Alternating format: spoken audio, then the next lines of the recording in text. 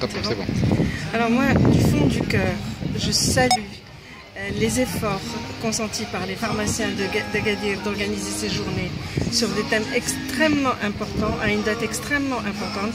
Non seulement la première date anniversaire du sit-in du ras-le-bol qui a abouti à la dissolution des conseils de l'ordre régionaux Nord et Sud, ce qui en soi est un tournant historique pour la profession, que pour le deuxième anniversaire de PharmaPresse qui a contribué énormément dans la communication, dans la profession et pour fixer les images, des images qui sont importantes dans notre histoire.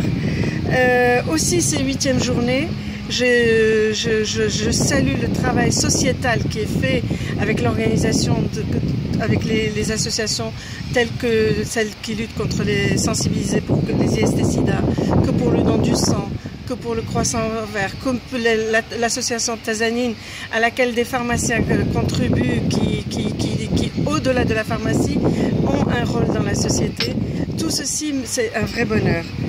Alors la dissolution des ordres, pour moi, donc c'est un tournant. Il faudrait maintenant, établir des règles du jeu qui ne permettent plus les blocages, des règles du jeu qui ne permettent plus les abus des biens sociaux, des règles du jeu qui nous permettent d'avoir des ordres qui font respecter l'éthique. Au-delà de la discipline de l'éthique, il faut aussi des ordres qui réfléchissent à l'évolution de nos métiers dans le sens de nouvelles missions, dans le sens de nous positionner vers un avenir où la pharmacie de ce pays peut être pérenne. Alors, autre point, le point par rapport au décret de fixation des prix, c'est un décret c'est une victoire réelle pour les pharmaciens et nous la devons à Monsieur le Ministre. Nous la devons à Monsieur le Ministre qui a pu imposer que le pharmacien ne soit pas le maillon le plus faible, qui soit le plus pénalisé et qui a tenu compte de la répercussion de ces baisses, non seulement pour notre mise à niveau, mais encore aussi pour que la pharmacie puisse continuer de vivre. Je remercie également le travail de tous les syndicats au sein de la fédération, malgré les divergences, malgré tout, qui a pu faire aboutir aussi à la consolidation du monopole, notamment en posant la problématique, les dispositifs médicaux, que celle des produits vétérinaires. Il reste du travail, énormément de travail à faire, et il nous reste surtout à ne plus accepter de reprendre les mêmes et de recommencer. Il faut laisser la chance à cette transition professionnelle de se faire la chance pour qu'on ait des ordres qui puissent se respecter, les ordres que nous méritons.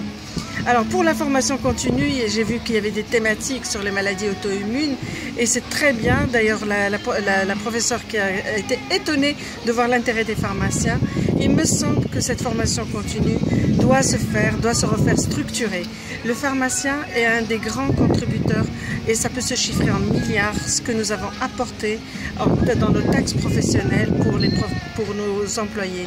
Or, cet argent, il n'y a eu jamais un retour sur investissement, non seulement pour former des préparateurs ou des employés pour les pharmacies, ou pour payer la formation continue des pharmaciens, qui est une formation continue nécessaire pour la mise à jour.